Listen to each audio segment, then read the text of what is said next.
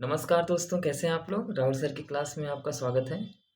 UPSI में UPSI की series में आज हम पढ़ेंगे संख्या पद्धति।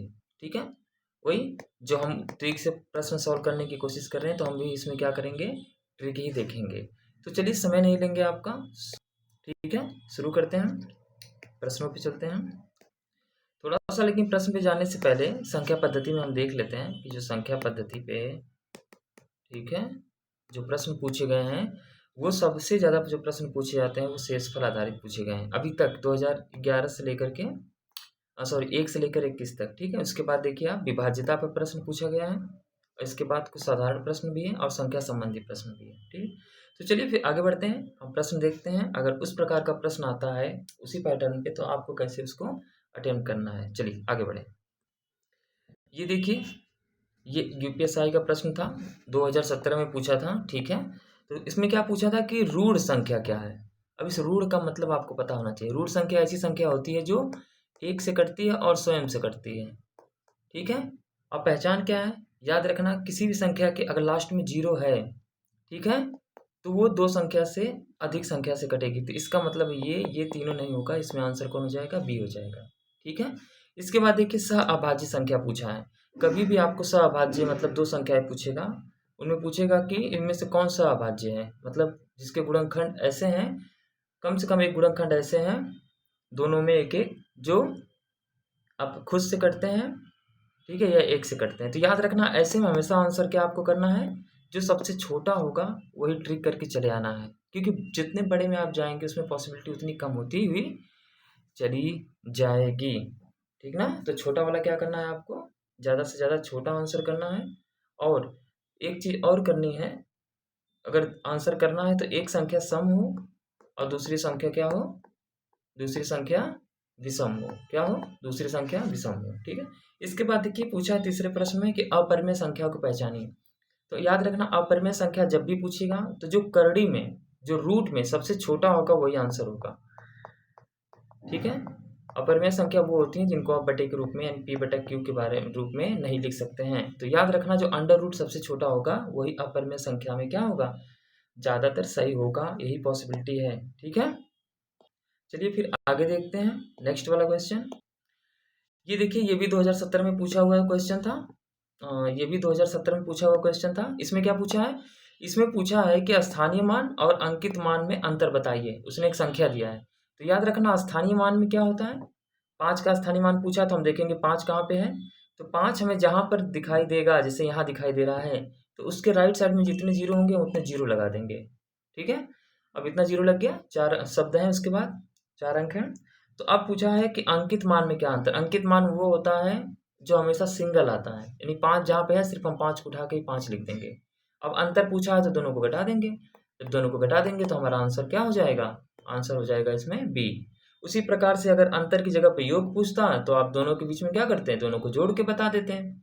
योग में क्या करते हैं, दोनों को जोड़ देते हैं। अगर दोनों के बीच में गुणा पूछता तो आप गुणा करके बता देते हैं। अगर दोनों के बीच में भाग पूछता तो भाग करके बता देते हैं। यानी कि ऐसे 4 प्रश्न इस पे बन जाते हैं। ठीक है, इसके बाद देखिए, एक और संख्या दिया हुआ है, यहाँ पे फिर लिखा हुआ है कि 2017 का ही क्वेश्चन है कि परवर्ती और पूर्ववर्ती संख्या संबंधी प्रश्न दिया हुआ है।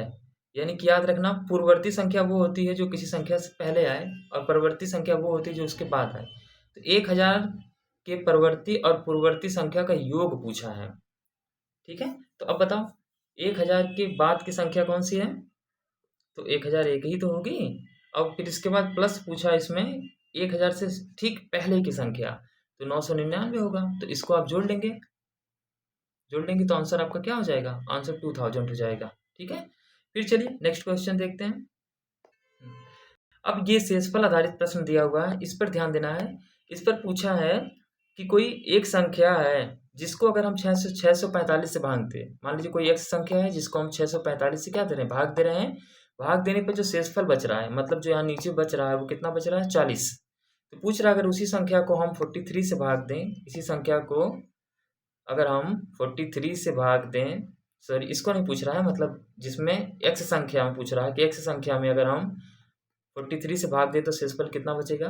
तो इसमें बस ट्रिक ये याद रखना कि जो शेषफल बचा है ना, जो शेषफल बचा था ये 40, इसी शेषफल में भाग देकर उस संख्या से देख लेना। प्रश्न पहचान लो, अगर इस प्रकार का प्रश्न आता है तो जो शेषफल है उसमें ही बाद की संख्या से भाग देकर देख लेना, जितना शेषफल बचेगा वही आंसर होगा।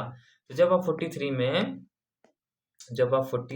43 का 40 में भाग देंगे तो आंसर 40 ही आएगा ना, तो इसमें आंसर कौन सही हो जाएगा?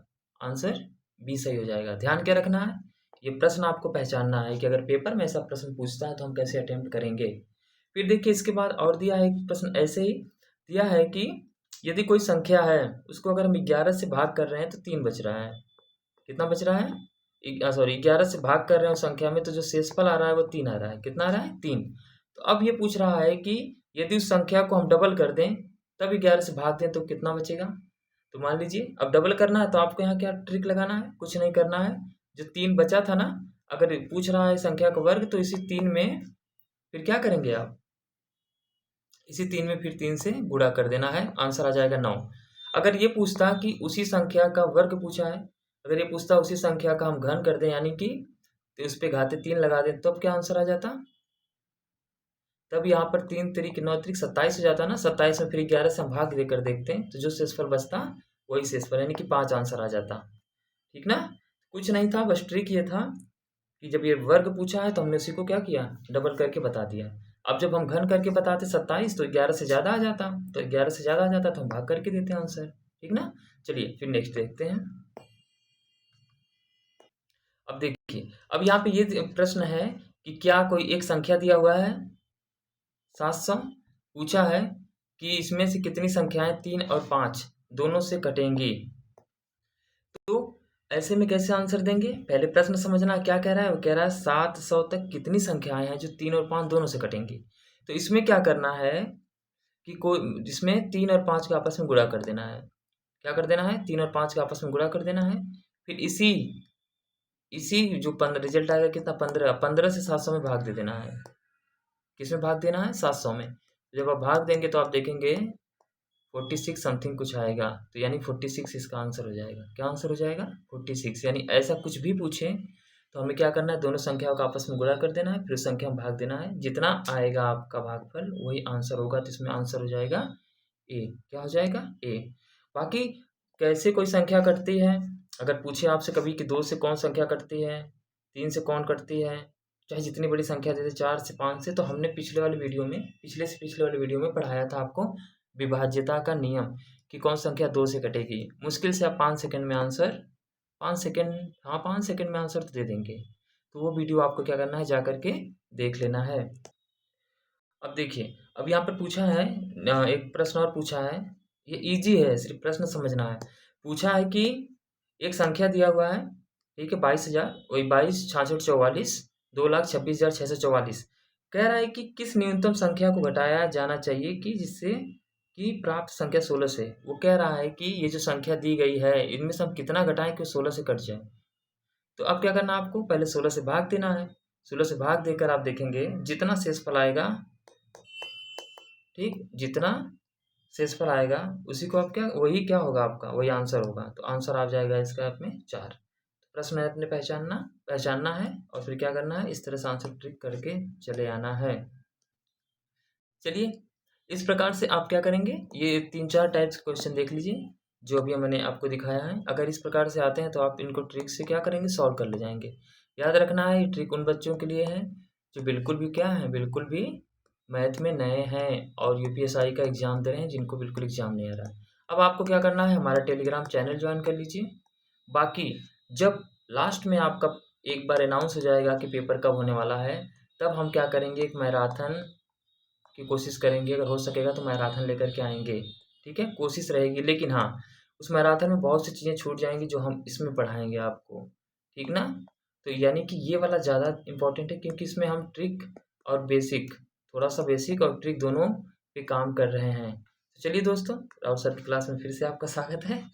ठीक है, अब हम चलते हैं, अगली क्लास में मिलेंगे यही नंबर सिस्टम के और दूसरे तरीकों के साथ। ठीक है, चलिए ठीक है, थैंक यू सो मच।